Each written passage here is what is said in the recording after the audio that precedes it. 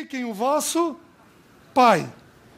Aí ele diz assim: quando vocês orarem, vocês não sejam como os hipócritas, que gostam de orar de pé nas sinagogas. Mas vocês entrem no quarto, fechem a porta e orem ao Pai de vocês que está em secreto. E o Pai de vocês que está em secreto vai recompensar. Segunda vez. Terceira vez. E vocês, quando jejuarem, vocês jejuem de que maneira? Lavem o rosto, não deixem ninguém saber, porque o Pai de você que está vendo em secreto vai te recompensar. E quando você ofertar, faz com que a direita não saiba o que a esquerda está fazendo. E o seu Pai que te vê em secreto vai te recompensar. Queridos, o Senhor traz um caminhão de assunto sobre a paternidade. E vocês não andem ansiosos. Mas olha o pardal. Ele não planta, não colhe, e aí ele fala uma coisa curiosa que nós vamos estudar possivelmente amanhã: nem ajunta em celeiro. E contudo, o vosso Pai o sustenta. Considerai os lírios. Quem que veste ele daquele jeito? É o Pai Celeste. E vocês ouviram o que foi dito: amarás o teu próximo e detestarás o teu inimigo. Eu, porém, vos digo: amai os vossos inimigos e orai pelos que vos perseguem, porque isso vai trazer a glória do vosso Pai. Pois o vosso Pai faz o sol vir sobre bons e maus, faz a chuva vir sobre justos e injustos. Meus queridos, o Senhor abre a boca depois dos 30 anos, e a boca dele está cheia do quê? Do Pai. O que ele fez naqueles 30 anos? Aprendeu sobre o Pai. Quieto. Aprendendo sobre o Pai. Quando ele é questionado aos 12 anos, nós estudamos isso ano passado. Maria chega para ele: meu filho, que ele ficou lá em Jerusalém, eu e teu pai aflito estamos à tua procura. Ele vira e diz o quê? Vocês não sabiam que me convinha estar na casa de meu pai?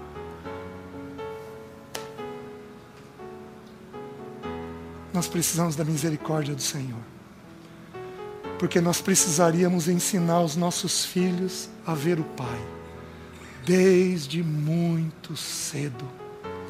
A gente ensina eles a ver boas escolas, bons trabalhos, a gente ensina eles a ter capacitação, a gente ensina eles a conviver com gente bem educada, mas a gente não ensina eles sobre o Pai. O Senhor Jesus aprendeu sobre o Pai. E à medida que ele foi aprendendo sobre o Pai, o coração dele, a mente dele, foi sendo ganha pelos pensamentos do Pai, pelas palavras do Pai, pela vontade do Pai.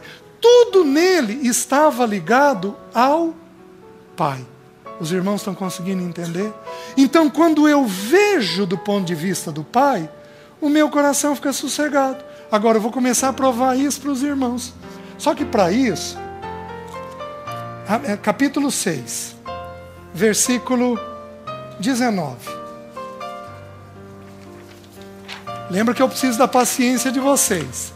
Eu estou montando um pano de fundo. Eu falei sobre o que é ansiedade, estou explicando um pouquinho sobre o que é o Pai, e agora eu vou precisar explicar um pouquinho sobre como é a alma do ser humano. Como que o ser humano funciona? Porque nós vamos voltar nisso muitas vezes, para a gente entender as crises de ansiedade e as dificuldades da paternidade de Deus em nós. Capítulo 6, versículo 19 diz assim: não acumuleis para vós outros tesouros sobre a terra, onde a traça e a ferrugem corrói, e onde ladrões escavam e roubam. Mas ajuntai para vós outros tesouro no céu, onde traça nem ferrugem corrói, e onde ladrões não escavam nem roubam. Porque onde está o teu tesouro, aí estará também o teu coração. Lembra que no original nós não temos versículo. É o Senhor falando numa sequência. Aí ele diz assim, então ele falou sobre um assunto chamado dinheiro. E ele falou sobre o tesouro que eu vou ter. Aí ele fala sobre o verdadeiro tesouro que eu tenho na eternidade. Ele fala sobre dinheiro, o meu coração e o verdadeiro tesouro que eu posso ter na eternidade. Aí o Senhor vira e diz assim: são os olhos, a lâmpada do corpo. Então ele está ensinando um princípio. Se os teus olhos forem bons, todo o teu corpo será luminoso. Porém, se os teus olhos forem maus, todo o teu corpo estará em trevas. Portanto, caso a luz que há em ti sejam trevas, que grandes trevas serão. Eu preciso parar aqui.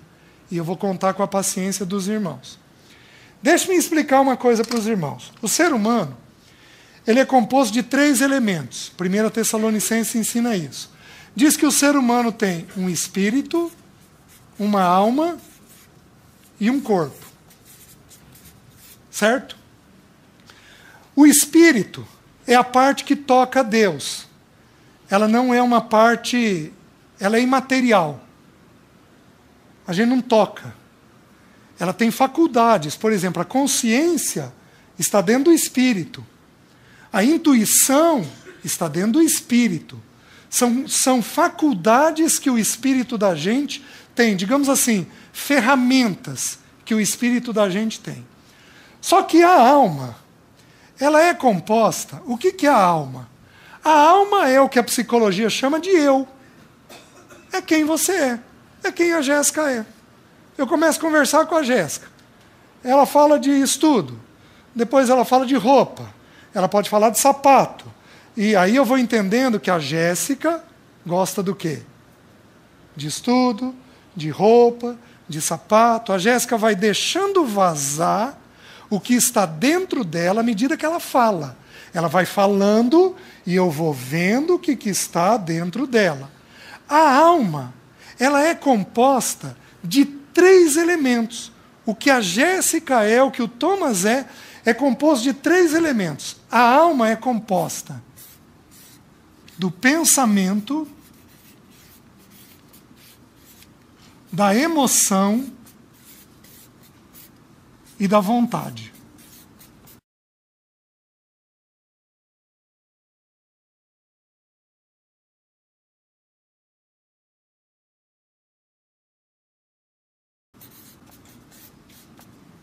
E aqui eu preciso que os irmãos entendam.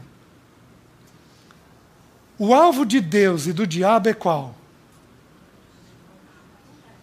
Faz sentido? Só que a fortaleza é a mente. Quem ganhar a mente, ganha a vontade. Quem ganhar a mente, ganha a vontade. O Thomas tem lá as fraquezas e a ansiedade deles, como a gente falou. De repente, num dia que o Thomas não está bem, o diabo traz uma pessoa que vai alimentar a mente do Thomas exatamente com a fraqueza dele. Ele já não está bem. Aí o diabo vai se aproveitar do momento que ele está fragilizado e o diabo vai trazer, naquela área que ele é ansioso, alguém para conversar sobre aquilo. E para deixar a mente dele mais inflamada, mais ansiosa do que ele naturalmente já é. Então, o que ganha a vontade de um ser humano é o pensamento. Meus queridos, eu vou só citar os versículos, não abram. Romanos 12:2 diz assim: e não vos conformeis com este século, mas transformai-vos pela... De que jeito que a minha vontade é mudada? Pela renovação da minha. E aí ele diz assim: para que experimenteis qual seja a boa, perfeita e agradável vontade de Deus. Toca na emoção. Primeiro vem o quê? O pensamento. O pensamento é que determina a minha vontade. Por que Jesus fazia toda a vontade do Pai? Porque o tempo todo ele pensava em quem? No Pai. Era o Pai. O Pai o tempo todo. Meu Pai, meu Pai, meu Pai, meu Pai, meu Pai, meu Pai, meu Pai, meu Pai. O tempo todo, o Pai, o Pai, o Pai e o Pai. Mês que vem, se o Senhor permitir, nós vamos estudar 3 coisas do Filho. Porque são 3 coisas que o Pai fez com o Filho amado e o Pai vai fazer comigo e com você. O Filho liberto, o Filho tendo comunhão e o Filho sofrendo. Nós precisaríamos tirar o final de semana inteirinho só para falar sobre o sofrimento que o Pai gerou no Filho, porque é a mesma coisa que Ele vai fazer comigo e com você. Então, mês que vem, para os corajosos. O Pai conduzindo o Filho ao sofrimento. À medida que eu penso, eu decido a vontade. Só que, vou citar outro versículo, tudo que eu penso, eu sinto. Não abram. João 16, ali começando com o versículo 5, Jesus começa a falar da morte dele. E ele diz assim para os discípulos: se eu não for, o Consolador não vai vir. E aí ele vira e diz assim: porque vos tenho dito estas palavras? Quais palavras ele falou? Morte. Qual o assunto que entrou na mente dos discípulos? Morte. Porque vos tenho dito estas palavras? Tristeza encheu o vosso coração. Então a regra é a seguinte: tudo que eu penso, eu sinto. E tudo que eu penso e sinto, eu faço. Quem ganhar a minha mente, me ganha. Ganha a minha vontade. Quem levar a minha mente, ganha a minha vontade. Deu para entender o pano de fundo? Aí o Senhor vira e diz assim: são os olhos, a janela da alma. Então o Senhor lança mais um princípio. O que alimenta o meu pensamento? O que alimenta o meu pensamento é o meu corpo. Os 5 sentidos. O que eu vejo, audição, visão, tato, paladar e olfato. Tudo que entra pelo meu corpo é traduzido dentro da minha mente. Por que que as crianças hoje são mundanizadas? Queridos, eu ouvi na região de Maringá de uma menina de 11 anos grávida. Não pode isso. Por que que os nossos filhos são mundanizados? Porque eles têm o mundo na palma da mão deles, jogando informação para a mente deles. Então a ideia é a seguinte: Jesus, antes de falar de ansiedade, ele está ensinando como é que a gente funciona. Os olhos é que vão jogar informação para aquilo que você ama. Digamos que a Jéssica ame roupa. A hora que eu entrar com ela no Catuaí, o que ela faz? Ela para. Para na vitrine. Qual vitrine, Jéssica? Qualquer uma. A Zara. Assim. Básico. Pode ser a Zara. Vocês estão entendendo como é que funciona? Vocês estão entendendo como é que vem na mente? Ela já elegeu a loja, apesar que eu perguntei, né? A mente é ganha por aquilo que eu anseio. O que eu anseio, o tesouro que eu tenho dentro de mim, eu procuro este tesouro com os olhos.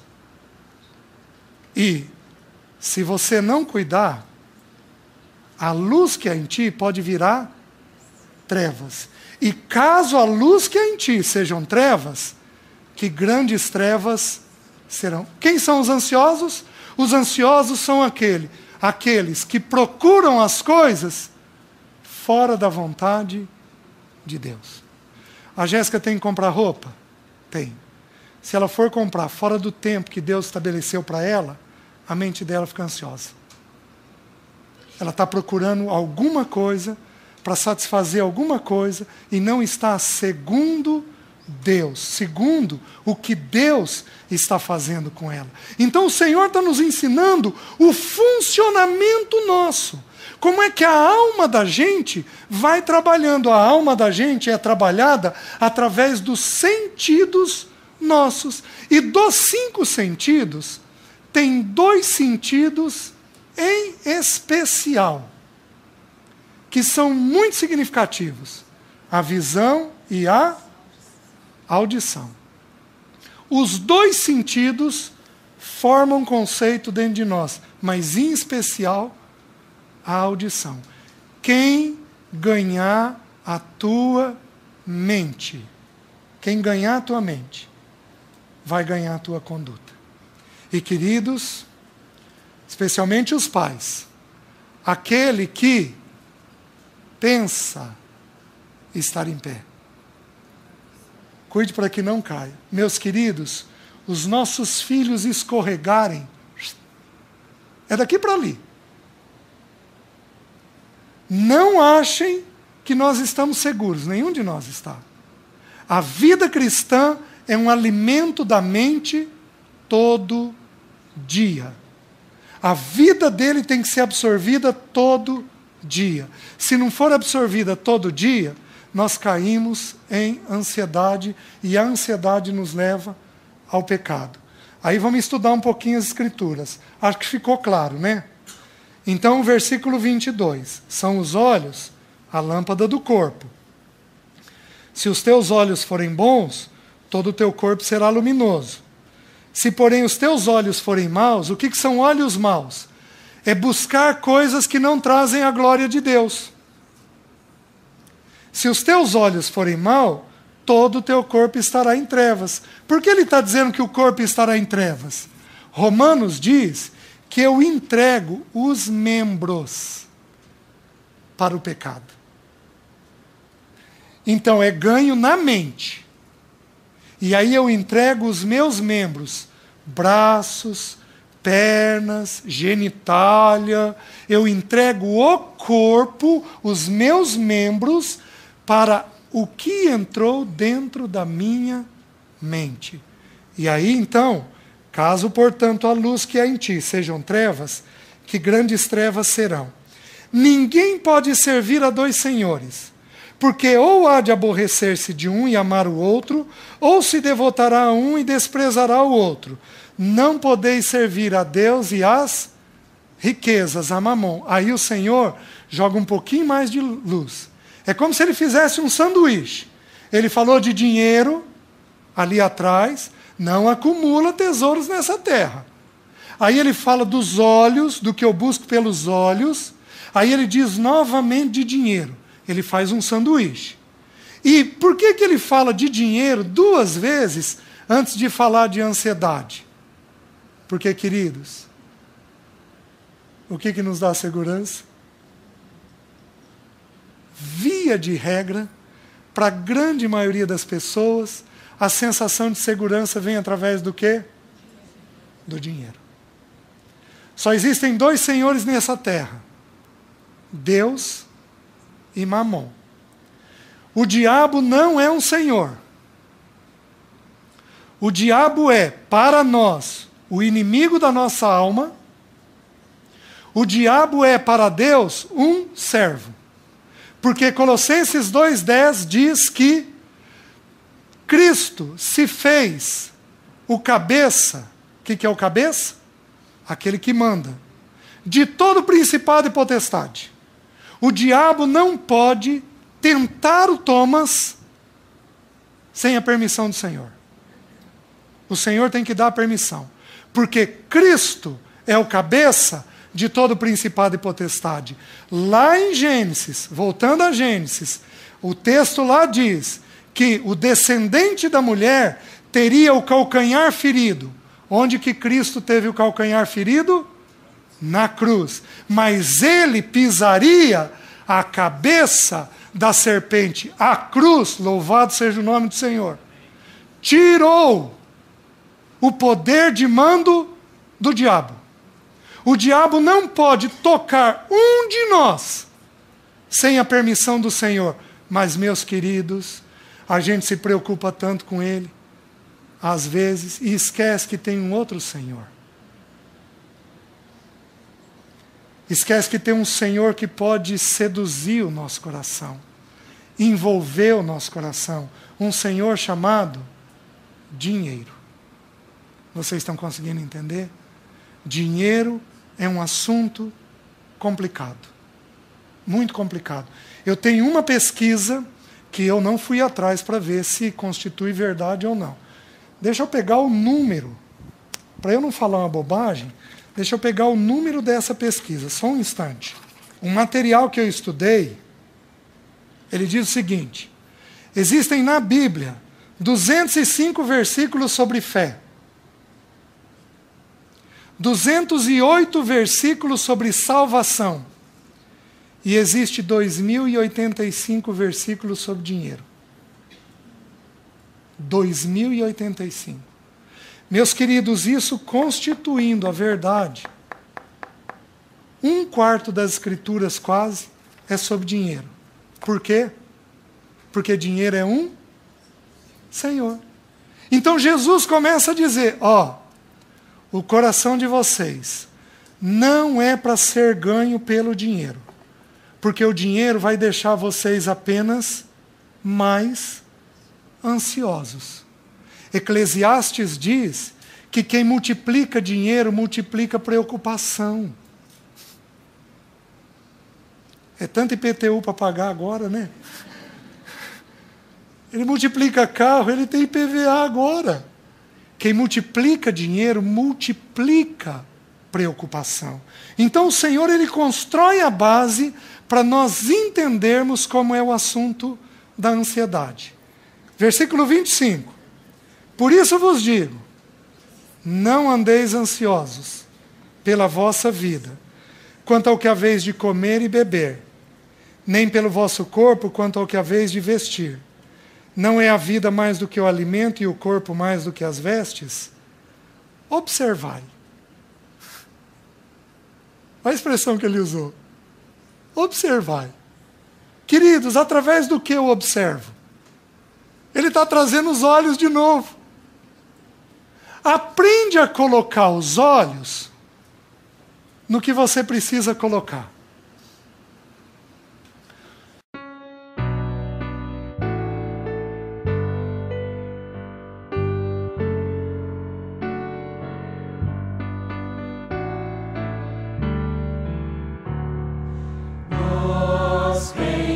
Em Cristo, somos membros do corpo de Cristo, como o organismo do Deus triuno,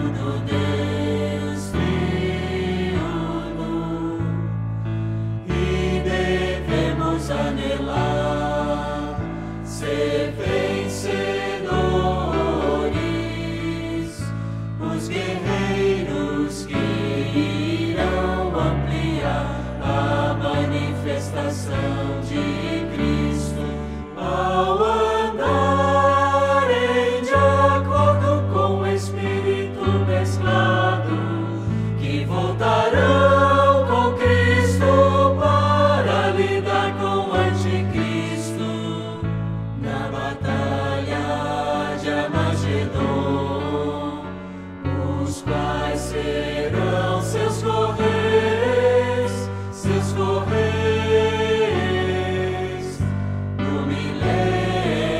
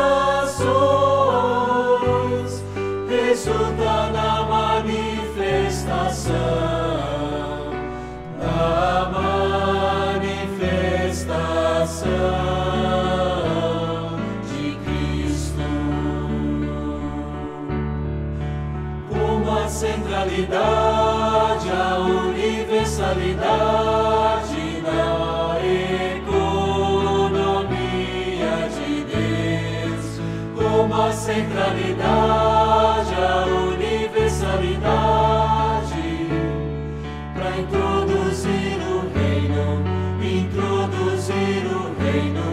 a era da restauração.